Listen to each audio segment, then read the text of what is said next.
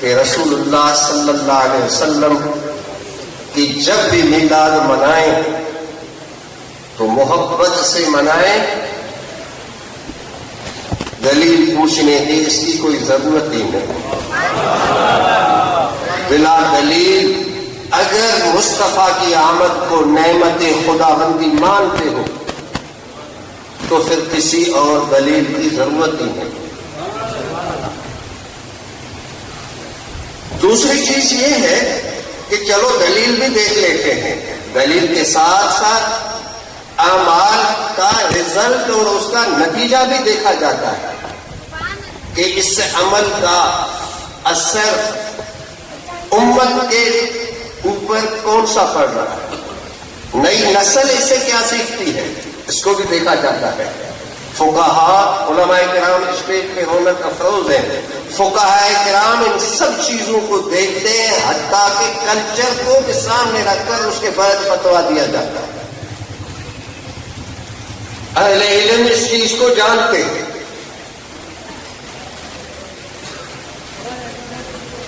رسول اکرم صلی اللہ علیہ وسلم کی آمد اور یہ یاد منانا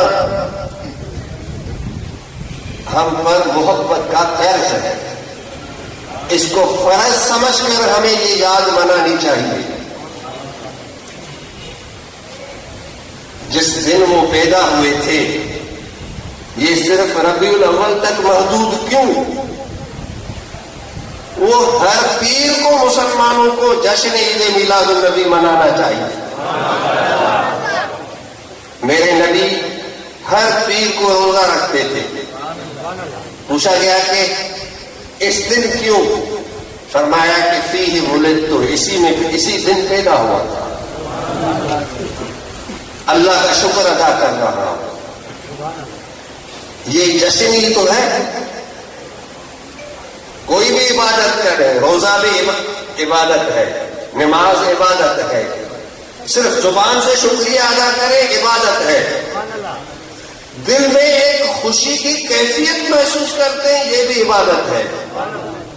عبادت صرف مشقت والے عمل کو نہیں کہتے، لوگوں میں کھانا بانٹتے ہیں یہ بھی عبادت ہے، نعت سنتے ہیں، تلاوت سنتے ہیں یہ بھی عبادت ہے، گلیاں صاف ہوتی ہیں، گلیاں صاف ہوتی ہیں،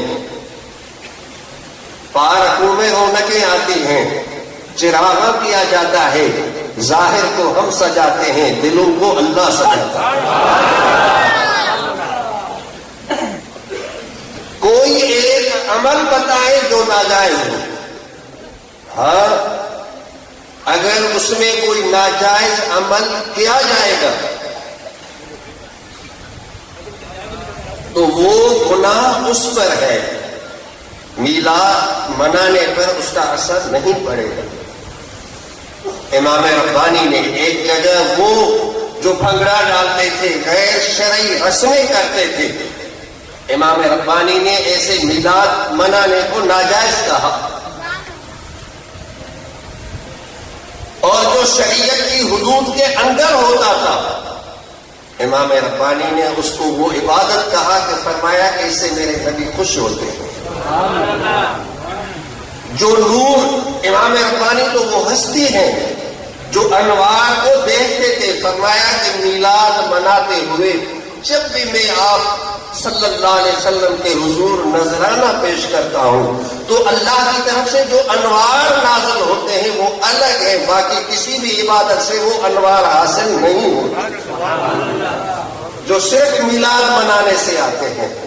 آج ہمارے علماء برملا کہتے ہیں کہ جب بھی جلوس نکالو اذان کا ٹائم آ جائے اسی وقت سڑکوں پر، روڈوں پر چادریں بچھ جائیں، اذان ہو، بہت آپ نے نماز مسجد میں پڑھ لی، جب جلوس میں نکلے اور نماز کا ٹائم آئے تو رستوں پہ، روڈوں پہ نماز پڑھ کے دکھائیں۔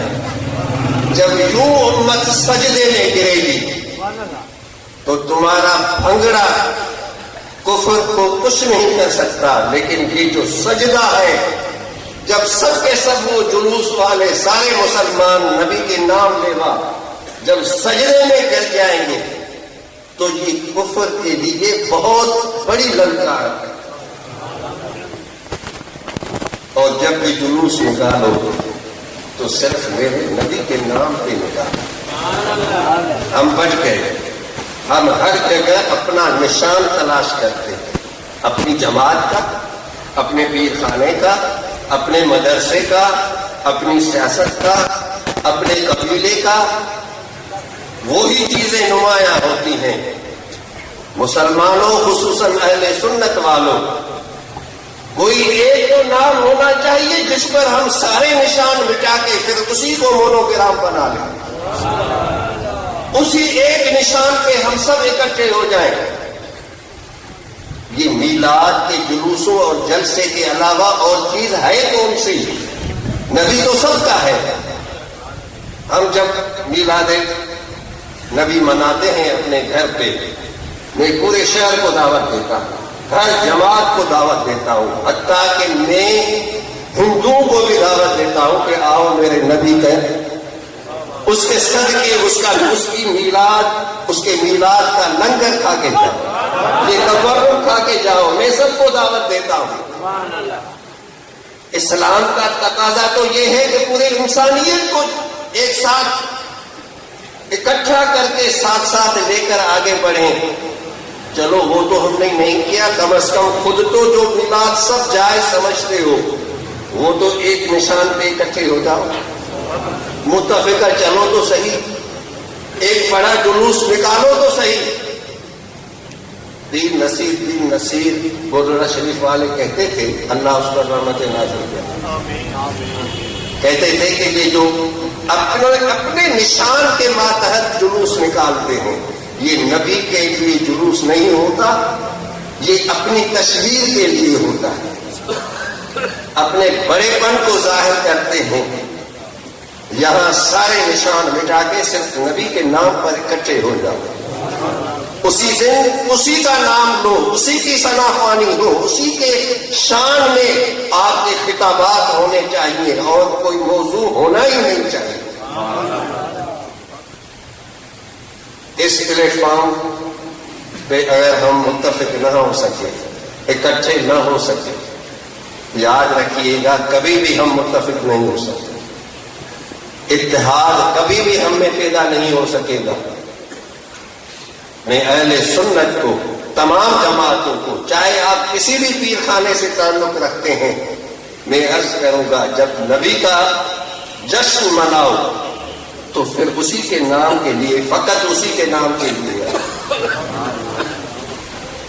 اور یہ ہمارا فرض بنتا ہے اپنی ذات، اپنا قبیلہ، اپنا نشان، اپنی سیاست، اپنی جماعت سارے پیچھے کر کے صرف نبی کے نام پہ آگے بڑھو. یوں ہم میں اتفاق ہوگا.